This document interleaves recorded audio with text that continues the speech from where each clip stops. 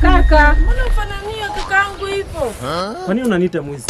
Mimi nimechukua simu yako ili niweze kuangalia muda. Nimejikuta nimechelewa na ndio maana nikakimbia. Ndio niite mimi mwizi boss? Ndio uchukue simu yetu. Haya basi, shika simu yako. Dada zangu, kwanza naomba mnisamehe kwa kuwachukulieni simu yenu. Sidhani kama naendana na hayo mambo vibaka sio nini na nini. Mimi siendane navyo. Sawa Lengo langu ilikuwa ni muda. Mlikuwa na shaka na mimi?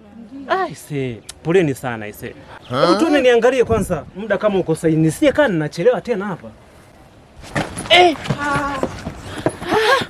Jamani, mwizi!